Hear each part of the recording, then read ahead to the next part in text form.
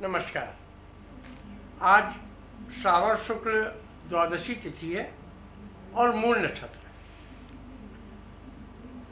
संसार जब भारत की ओर देखता है तो भारत को धार्मिक और सांस्कृतिक चेतना के शिखर पर पाता है। धर्म और संस्कृति के क्षेत्र में जो आयाम, जो ऊंचाइयाँ भारतवर्ष ने प्राप्त की हैं वो अद्भुत है।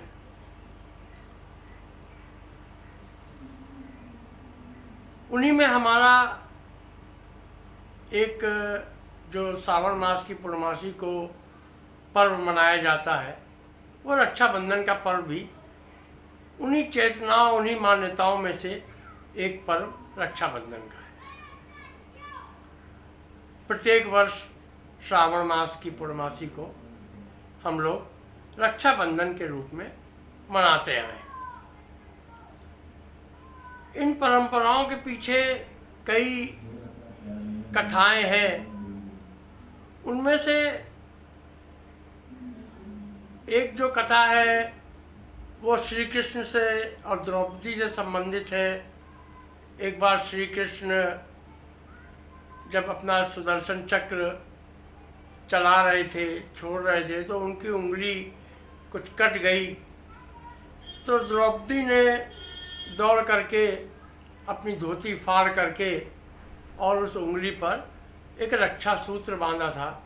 उससे रक्त का प्रवाह समाप्त हो गया था।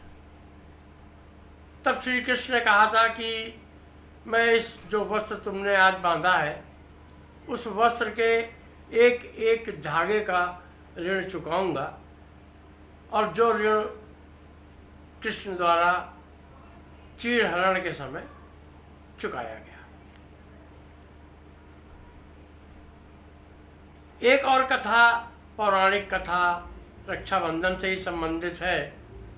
जब देव असुर संग्राम हो रहा था, देव असुर संग्राम में राजा इंद्र ने देखा कि देवता परास्त हो रहे हैं, तो राजा इंद्र दौड़े दौड़े देवगुरु बृहस्पति के पास गए।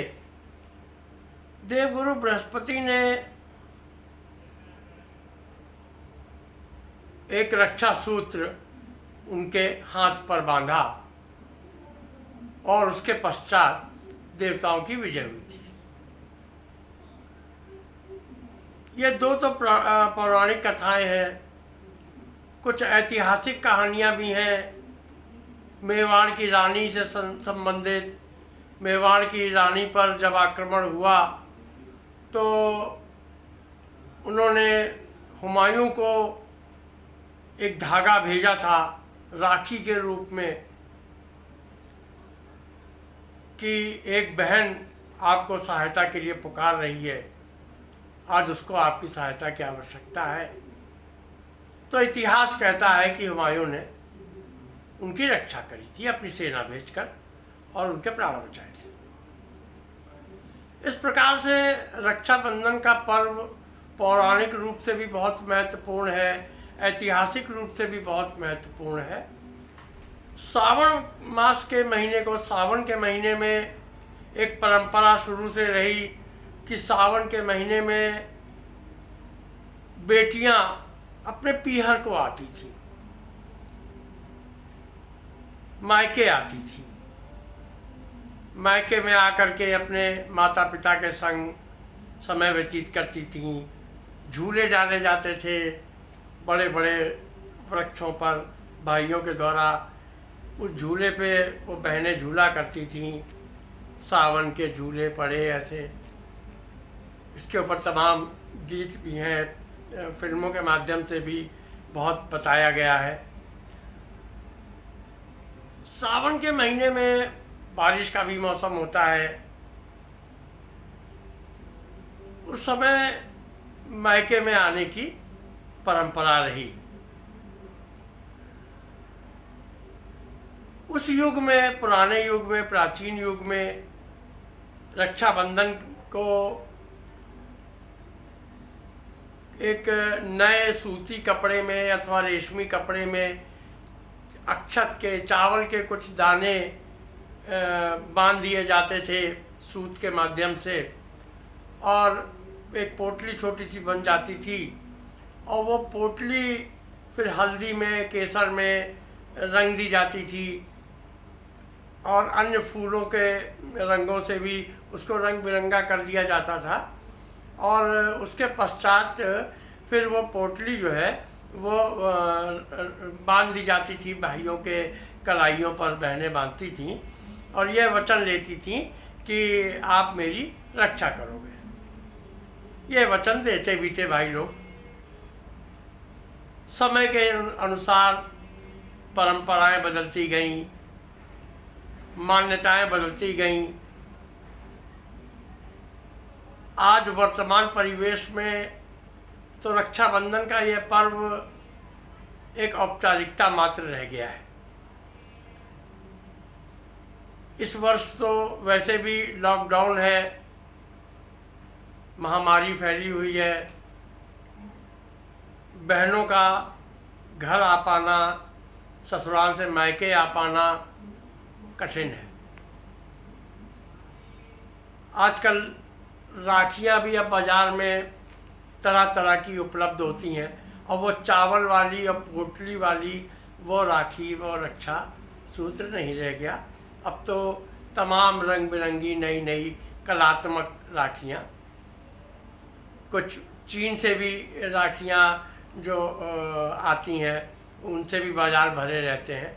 अब की वर्ष शायद चीन से ना आए, परंतु फिर भी राखी का बाज़ार तो रक्षाबंधन पर सजता ही है, और राखियाँ बाज़ार से ही खरीदी जाती हैं और बांधी जाती हैं। रक्षाबंधन के पर्व के ये जो पौराणिक महत्व थे, ऐतिहासिक महत्व थे, आज भी बहनें उसी आशय से, उसी उम्मीद से रक्षा बांधती हैं, सूत्र बांधती हैं कि संकट आने पर, विपदा आने पर, विपत्ति के समय भाई हमारी रक्षा करेंगे, हमारी सहायता करेंगे। अब की सावन मास की पूर्णमासी 3 तारीख को है, 3 अगस्त को। बहुत हर्ष, बहुत उल्लास और बहुत आनंद का यह पर्व होता है। बहन और भाई के बीच में अटूट प्रेम को दर्शाने वाला यह पर्व होता है। इस पर्व को की जो सांस्कृतिक महत्व था प्राचीन युग में, हम लोगों का भी यह दायित्व है कि उसी सांस्कृतिक और पौराणिक महत्व को समझते हुए आज भी हम लोग यह वचन दें अपनी बहनों को।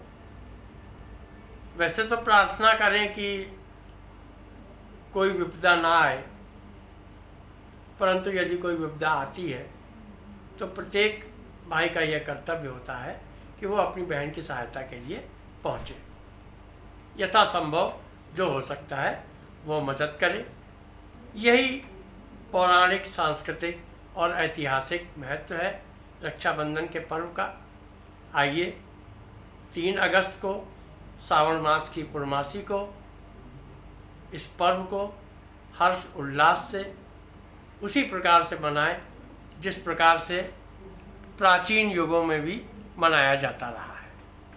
आप लोगों को रक्षाबंधन पर्व की बहुत बहुत शुभकामनाएं। रक्षाबंधन का यह पर्व सभी के लिए मंगल कामनाएं, शुभकामनाएं लेकर के आए। रक्षाबंधन की बहुत बहुत बधाई। नमस्कार।